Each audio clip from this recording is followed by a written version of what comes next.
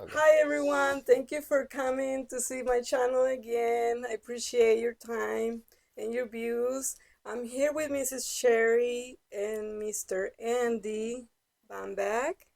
So we are gonna share a very inspirational story that this couple has shared with me before, and I thought it was an amazing um, story for them to share because I just couldn't believe that they both are living and with one kidney. And I just want to share with you and what an amazing and inspiring story it is. So the first question I will have for them is, what was the hardest thing they ever been through in life? And they say, Honestly, I think before I share my story, I have to share a little bit of my mom's story. Okay.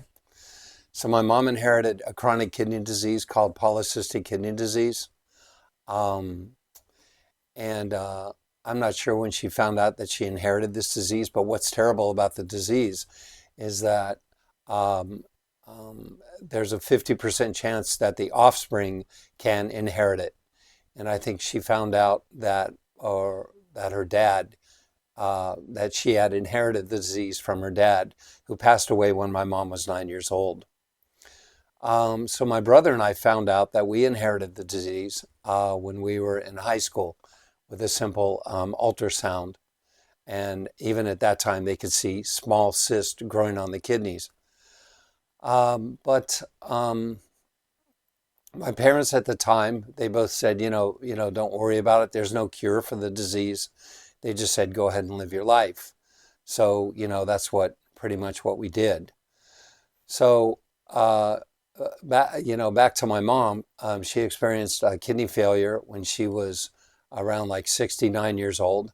And at that time, the options are like today, would be like dialysis or to get a transplant. But there's such a waiting list to get a transplant that regardless of how sick you are, you just can't go into a transplant center and say, let's go ahead and get transplanted. So what happens is then you're put on a waiting list, which is what happened to her. And during that time, then you do dialysis just to stay alive. So she was on a waiting list for like 5 years. And during that time, she also had breast cancer, which kept her off the list. And at that time, people were given beepers.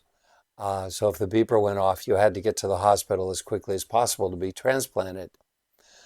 Um, so I'll never forget the day the beeper went off, and there was a matching kidney available at the University of San Francisco Medical Center. So I remember taking my parents to the airport. She was transplanted the next day. And you have to keep in mind, like during a transplant, you're immunocompromised. And a hospital is a really dangerous place to be if you're immunocompromised. So she caught an infection that the doctors couldn't control. And then 9 days later, after her transplant, then she passed away. So you can imagine, after waiting all this time and we were so excited about the transplant, that was, like that was the worst day of my life. So then I just told you that my brother and I found out when we were in high school that we inherited the disease. And my parents were, just go ahead and live your life. Don't worry about it. So when I was 48 years old, um, I noticed that both of my forearms were itching like really badly. And I never thought how this could be related to my kidney function. So I have a friend who's a dermatologist, a skin doctor, and I told him about it. He knew that I had polycystic kidney disease, so he ordered some blood work. And and I remember he called me like the next day, and he also had my kidney function tested because he knew that. And he called me the next day and he said, "Wow, your kidney function looks really bad." So keep in mind, I was only 48 years old. And my mom was 69 when she passed away. So I thought I had like a few more years before, before I would have to start worrying about this. So he recommended seeing my family doctor, who was my mom's doctor. And he said, yeah, your kidney function at 48 is a lot worse than your mom's when she was 48. So he's like, yeah, you better go see a nephrologist who is a kidney doctor. Um, So at that time, then I had people coming to my apartment and they're explaining dialysis and what to expect and transplant as an option. So I was put on a transplant waiting list, and they said it could be 3 or 4 years because I'm type B. And at that time, I was dating Sherry, and Sherry offered to donate. The hero, Cherry. Yes. That's when I started to cry. Yeah, she offered to donate. You're allowed to have like one person tested at a time. So I had her tested, and unbelievably, it came back and it was a match. So I'm type O blood, and I'm type B, and she's type O, which is a universal match, but there are all kinds of other genetic things involved that have to match. So so that was amazing, right? The first person I tested. Ideally, I wanted to avoid having dialysis. So when they found that out, I was taken off the waiting list. I had a friend that was transplanted at Johns Hopkins in Baltimore, which is really it's a great hospital. April 11th, 2003, we actually had an apartment there, and I was transplanted. And I just remember waking up, and it was just amazing. I was just like a totally, different person. I had all this energy that I had lost, and I was anemic at the time. So, I mean, it was just incredible. The month that we spent in Baltimore was just magical. So, at that time, I was 48. I was never married. So we ended up getting married. I will marry her too. Sure, yeah, I know. She donated her kidney to me. Shortly after that, yeah, we got married. And then I always wanted to have kids, but I felt like I was too old to have kids. And someone did a story on our transplant, a friend of ours in Dayton, Ohio, where I grew up, and we found out that she had adopted a girl from China, international adoption. And when I found that out, I got really excited, and I said, let's adopt internationally. And keep in mind, at that time, Sherry already had maybe like what, 10 grandkids? Was it something like that? Yeah, 10 grandkids and from three older daughters. So, so we went ahead with the adoption, and we adopted a boy from Guatemala, and his name is Michael. And I mean, it's just amazing, that these things happened, and none of these things, would have been able to happen without, Sherry's generous gift. So it's almost like, another life, that I've had, pre-transplant and post-transplant. So. Wow. What an amazing, inspiring story. You only hear that like in movies, or like you don't get to see people like that often, and it's just amazing, the gift of life. I mean, I always wonder what love looks like. This is what love looks like. I mean, I don't know if I could have been brave enough to do that, but that's just amazing. And oh, you could do it. you would do it. Once you love somebody, I'm assuming. What went through your head when you saw this person that you love needing a kidney? Cherry? Oh, because he was devastated. And I just said, I'll give you one. Oh my gosh, but how like, oh yeah. Well, you don't want him to be upset anymore. You want to fix it. I like to fix things. Yeah. Not at first. Oh wow. And I knew that they could do laparoscopic surgery, which means it's some small incisions. Quicker healing. And quicker healing, easier surgery. And so I was a little nervous. Well, of course. How do you feel living with one kidney? How did your body change? I think I'm asking you more questions than you buying. Yeah. Yeah, your body, your other kidney just picks up the slack within months. Yes. I never noticed a difference. The surgery was a little Amazing. trying, and I didn't automatically feel as great as he felt. When we were in the hospital, um, his dad and stepmom were there, and his sister, and my mom and my daughter. And when he got out of surgery, there were balloons and all this stuff in his room, and it was like a party. And my room was dark, and I was asking for a morphine pump. And I just remember his dad coming in, and his dad he just had this, he was so thankful that I had done this for Andy, but he felt so bad for me. Of course. And then the next day, they want you to walk. Of course, they always make you get out of bed. So I'm like, okay. So I walked across the hall with help over to his room, and all of our family members were in his room. The curtains were open, and he's sitting up in bed, and he's like, hey, come on. And he's patting the bed like I'm going to jump up on the bed. Right, it doesn't I'm like, work that oh way. my, no, take me back. Wow. No, but that was temporary. But the surgery for the donor is harder than it is for the recipient. Yeah, because your body's stable, and then all of a sudden you do this. It's just it's just like a harsh more difficult. change. Yeah. So, but it was so worth it, seeing him well, like course. all happy. Look at it. Yeah.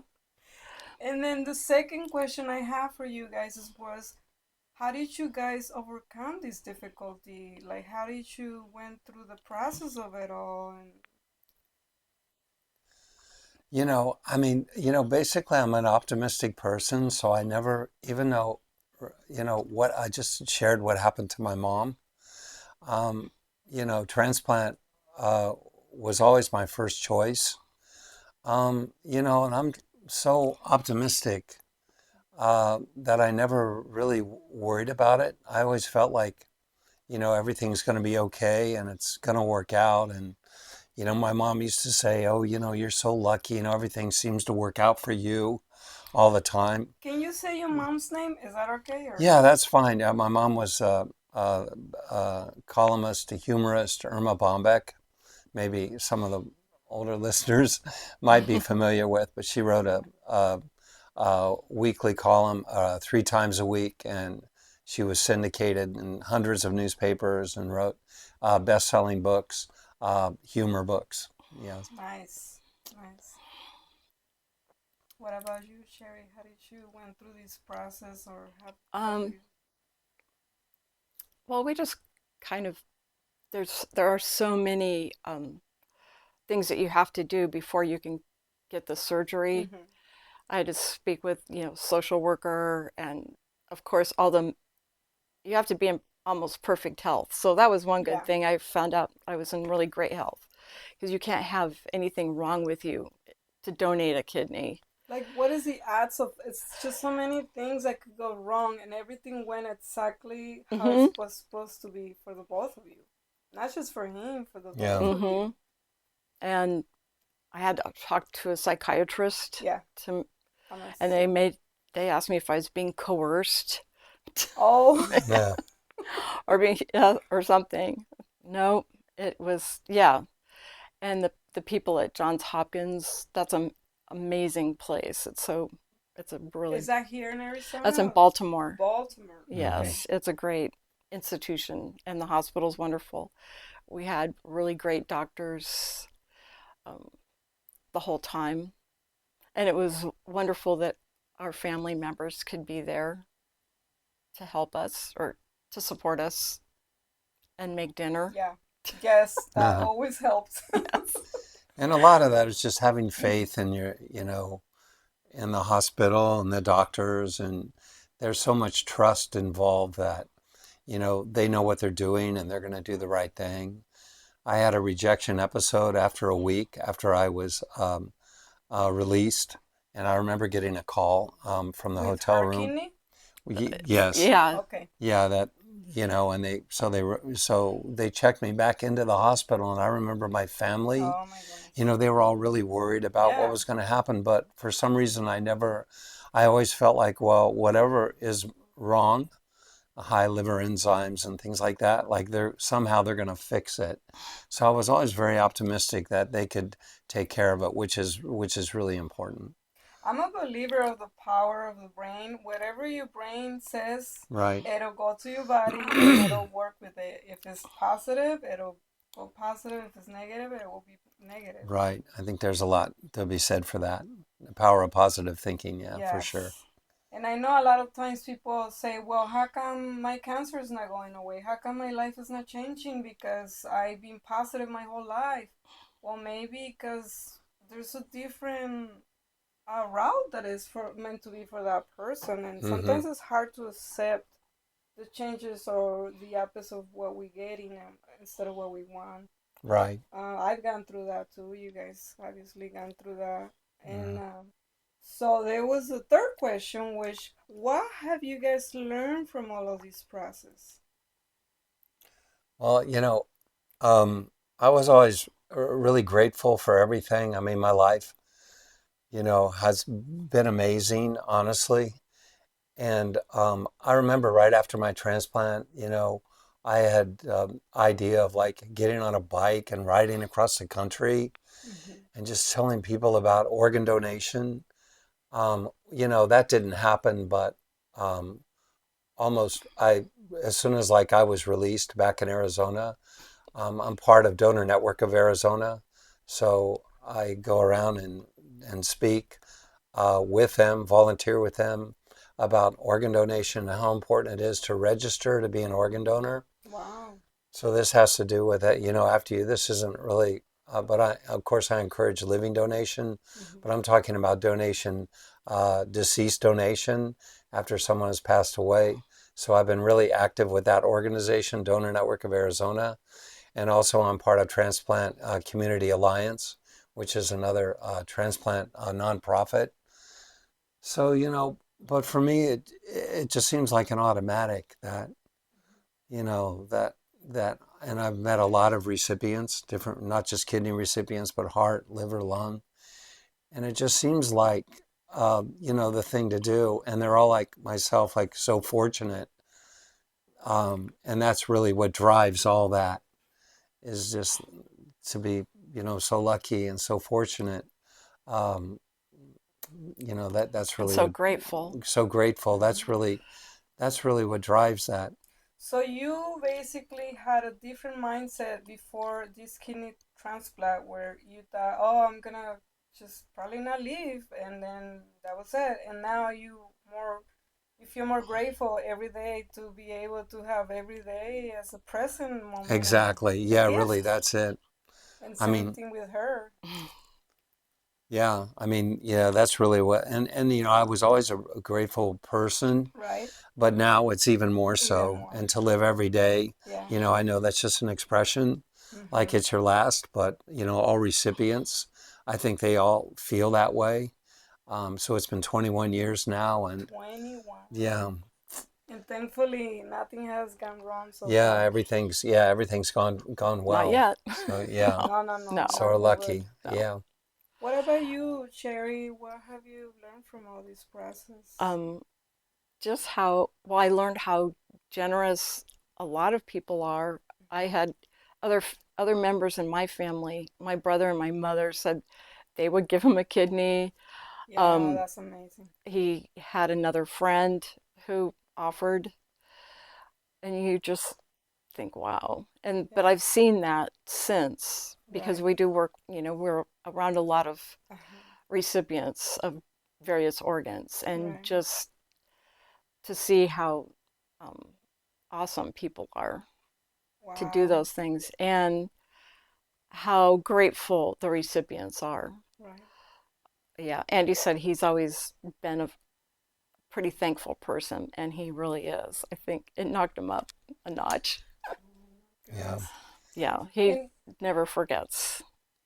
yeah, well, how can you not? He's Yeah. I don't Well, living no, know. it's every an day and you're well, yeah, breathing it's every day. daily. No, I compete in this thing called the Transplant Games. that's held in a city somewhere in the United States every 2 years.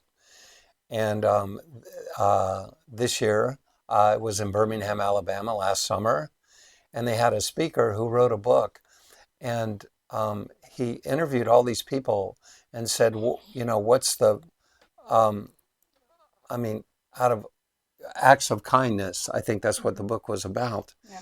And out of all the acts of kindness, he had people rate them, right? The acts of kindness, and donating a organ was the number one act of kindness. Yeah. Yeah. Out of all of them. So I will agree.